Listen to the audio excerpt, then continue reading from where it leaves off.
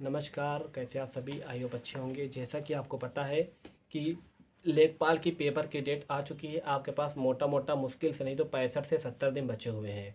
अब इतने कम टाइम में इतना ज़्यादा सिलेबस कैसे पढ़ा जाए, और सिलेबस भी काफ़ी चेंज हो गया है। आपको पता ही है कि आप लगातार मैथ पढ़ते आ रहे हो, रीजनिंग पढ़ते आ रहे हो। डीआई के अलावा उसमें मैथ दिया नहीं है, हिंदी केवल 10 नंबर की आनी है। तो अब जीके जीएस कैसे कवर किया जाए, क्योंकि जैसा कि आपको पता है कि एसएससी या रेलवे वगैरह का तैयार करने वाले बच्चों की मैथ अच्छी होती है, रीजनिंग अच्छी होती है, हिंदी अच्छी होती है। एसएससी वालों की इंग्लिश अच्छी होती है, लेकिन इसमें तो पूरा पैटर्न ही चेंज हो गया है। तो हम उसी चीज़ से अब बात करने वाले हैं। साथ ही साथ हम बात करेंगे आपका कुछ इंपॉर्टेंट क्वेश्चंस के बारे में जो आपके पेपर के लिए बहुत ही महत्वपूर्ण है, लेखपाल के पेपर के लिए।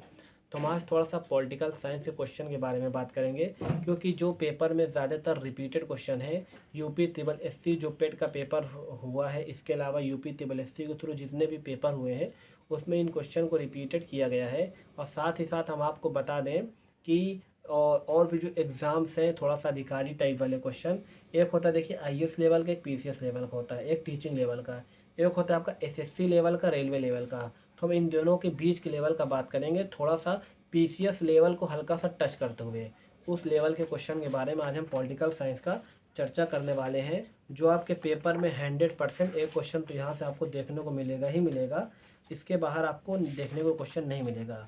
क्योंकि पॉलिटिकल साइंस में आपको 5 में 5 नंबर तो कन्फर्म मिलेंगे, और एक पेपर निकालने के लिए 5 नंबर, 1 नंबर, 2 नंबर बहुत ही ज़्यादा महत्वपूर्ण होते हैं। तो हम एक एक टॉपिक कवर करके चलेंगे। और भी हमने आपको अपने चैनल पे करा रखा है, चाहे यूपी की जीके हो, चाहे आपका और भी क्वेश्चन हो।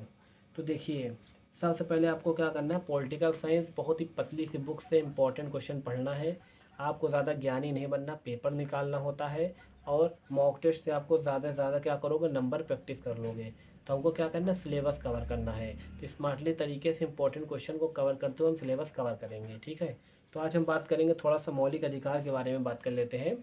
तो देखिए, मौलिक ये पतली सी देखिए बुक है पॉलिटिकल साइंस की, बहुत ही पतली सी किताब है, इसी पर चर्चा करने के लिए ज़्यादा नहीं है। और इसमें इंपॉर्टेंट चीज़ हम उसके बारे में चर्चा करने वाले हैं। पहले बात तो मौलिक अधिकार को किस में रखा गया है, भाग 3 में रखा गया है, ठीक है। भाग 3 में रखा गया है आपको। और मौलिक अधिकार 12 से लेकर 35 तक, मतलब आर्टिकल 12 से 35 तक आपका मौलिक अधिकार की चर्चा की गई है, ठीक है। लिया कहाँ से गया है, ये अमेरिका के संविधान से मौलिक अधिकार को लिया गया है। ये बात हो गई हमारा मोटा मोटा जो मतलब थोड़ा सा बेसिक चीज़ें थी। अब हम बात कर लेते हैं थोड़ा सा मौलिक अधिकार होते कितना है। तो मौलिक अधिकार आपके 6 होते हैं। कौन कौन से होते हैं आपका, समानता का अधिकार, आर्टिकल के बारे में चर्चा करेंगे। समानता का अधिकार, स्वतंत्रता का अधिकार, शोषण के विरुद्ध अधिकार हो गया, ठीक है ना। धार्मिक स्वतंत्रता का अधिकार हो गया। फिर आता है आपका अल्पसंख्यक के हितों के संरक्षण से संबंधित कुछ अधिकार होते हैं, वो हो गया। फिर आता है आपका संवैधानिक उपचार का अधिकार होता है, ठीक है। अब देखो, हम एक एक के बारे में बढ़िया तरीके से चर्चा करेंगे, चाहे तो समानता का अधिकार हो चाहे किसी भी अधिकार के बारे में हो। थोड़ा सा हम कुछ देख लेते हैं कहाँ से पढ़ाना है। हाँ, जो हमने चौथे नंबर पर बताया था आपका सांस्कृतिक और शैक्षिक अधिकार, वो होगा। थोड़ा कन्फ्यूज़न हो गई थी हमें। तो देखिए, पहली बात तो हम बात कर लेते हैं आपको। सबसे पहला चीज़ ये आता है कि समानता का अधिकार के बारे में बात करेंगे। और एक उसको बात करने से पहले हम थोड़ा सा बाहरी चीज़ बात कर लेते हैं। एक था पहले संपत्ति का अधिकार, ठीक है। हमने मौलिक अधिकार के प्रकार बता दिए।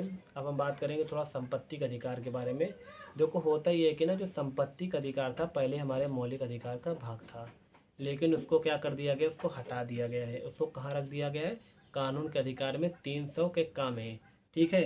तो इसमें होता ये है कि संपत्ति के अधिकार को 44वें संविधान संशोधन अधिनियम 1978 में हटा दिया गया था। हटाकर एक कानूनी अधिकार बनाया गया है। कौन सा अधिकार, संपत्ति का, पैसे का, जो पैसा वाला अधिकार होता है ना, उसको हटाकर आपका कानूनी अधिकार बना दिया गया है 300 का के तहत।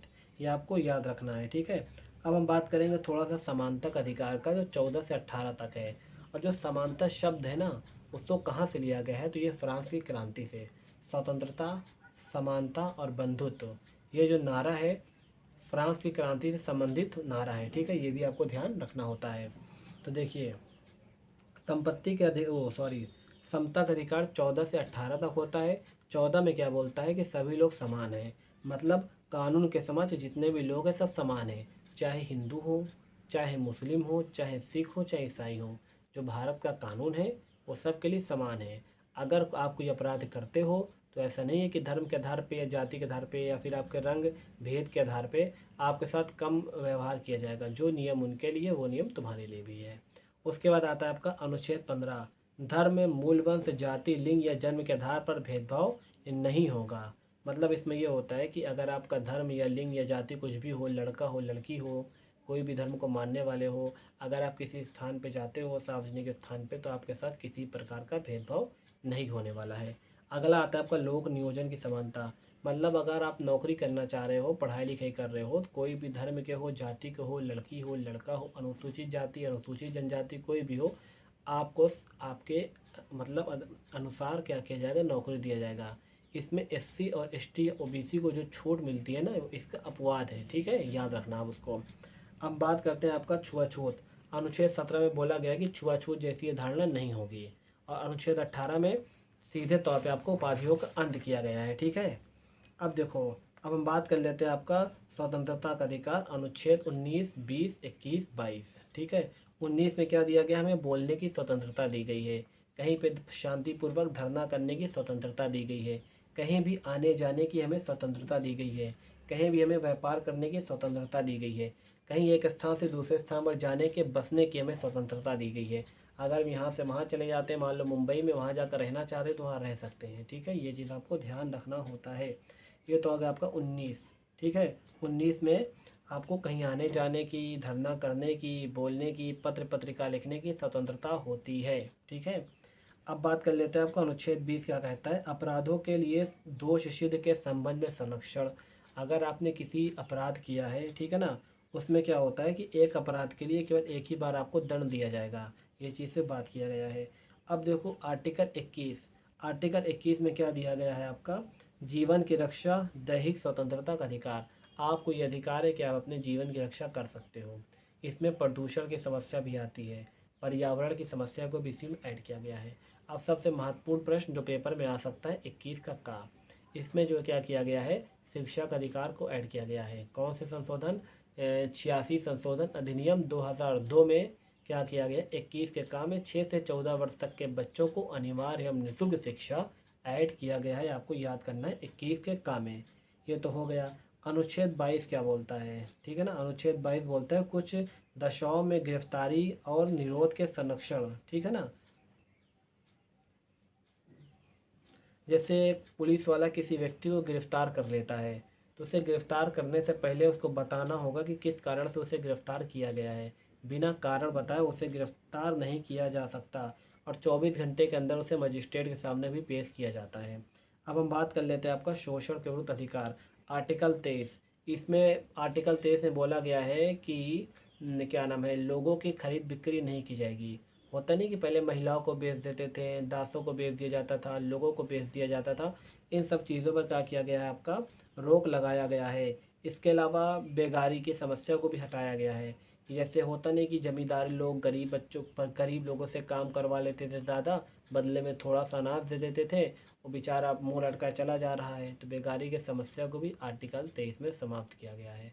आर्टिकल 24 में यह बताया गया कि 14 साल से कम उम्र के बच्चों को कारखाने या फिर किसी भी फैक्ट्री में नहीं लगाया जाएगा जहां पर जान माल का खतरा हो। ये याद रहेगा। अब देखो 25, 26, 27, 28 किस किस हमें अधिकार देता है, हमें अधिकार देता है स्वतंत्रता, किसका, धार्मिक स्वतंत्रता। 25 से 28 तक आपको धार्मिक स्वतंत्रता देता है, ये याद रख लेना। इसमें इतना ज़्यादा इंपॉर्टेंट नहीं है। इंपॉर्टेंट आपका आता है आर्टिकल 29 आता है। आर्टिकल 29 क्या बोलता है, आर्टिकल 29 हमें बोलता है कि किसी समुदाय को केवल धर्म के आधार पर, देखो आर्टिकल 29 ही बताता है, मतलब जो हमारे अल्पसंख्यक लोग हैं ना, अल्पसंख्यकों के हितों के संरक्षण के बारे में बताता है कि जो हमारे नीची कास्ट वाले हैं, एससी एसटी या जो अल्पसंख्यक हैं, मतलब जो देश में जिनकी संख्या सबसे कम है, उनको संरक्षण प्रदान करता है। आर्टिकल 30 बोलता है अल्पसंख्यकों को अपनी शिक्षण संस्थान स्थापित करने की स्वतंत्रता। अगर अल्पसंख्यक चाहे तो अपना शिक्षण संस्थान भी वो खोल सकता है। ठीक है, अब आता है आपका आर्टिकल 32 मोस्ट इम्पॉर्टेंट, इसको बोलते हैं संवैधानिक उपचार, जिसे भीमराव अंबेडकर ने बोला है संविधान की आत्मा। क्यों बोला है, क्योंकि इन्होंने सीधे तौर पे इसमें यह बात कही है कि अगर आपका जो मौलिक अधिकार है, अगर उसका कोई हनन कर रहा है या सरकार आपके मौलिक अधिकार को छीनने का प्रयास करती है तो आर्टिकल 32 के तहत आप सर्वोच्च न्यायालय में क्या कर सकते हो, जा सकते हो। सर्वोच्च न्यायालय तुम्हारे क्या करेगा, उसकी अधिकारों की रक्षा करता है। इसमें जो है 5 प्रकार की रिट जारी करता है या 5 प्रकार के प्रावधान जारी करता है, जिसमें आपका एक आता है बंदी प्रत्यक्षीकरण, परमादेश, प्रतिषेध, फिर आता है आपका अधिकार परीक्षा, फिर आता है आपका उत्प्रेषण। ये चीज़ भी आपको ध्यान रखना है, पेपर के लिए मोस्ट इम्पॉर्टेंट है, ठीक है ना। ये थे कुछ इम्पॉर्टेंट क्वेश्चन मौलिक अधिकार से रिलेटेड। देखो मैंने ज़्यादा डीप नहीं जा रहा हूँ, ज़्यादा डीप जाएंगे तो फिर वही होगा ना कि फिर क्या नाम, कई सारे वाद पढ़ने पड़ेंगे, कई सारे संशोधन पढ़ने पड़ेंगे। जो ये सब क्वेश्चन आपके पेपर में पूछे जाते हैं सीधे सीधे पूछे जाएंगे लेखपाल में, क्योंकि 5 नंबर का आना है। बहुत ज़्यादा डीप पढ़ने का मतलब आप टीजीटी या फिर टीजीटी पीजीटी की लेवल की आपकी फिर पढ़ाई होनी चाहिए, ठीक है ना। लेकिन अब इतना मतलब नहीं है, स्मार्टली तरीके से क्या करना है, मेन मेन क्वेश्चन कवर करना है, फिर मॉक टेस्ट से जो नए क्वेश्चन है उसका रिवीजन करना है। तो फिलहाल आज के लिए इतना ही। अगर वीडियो पसंद आया हो तो लाइक और सब्सक्राइब ज़रूर कीजिएगा। तब तक के लिए जय हिंद, धन्यवाद।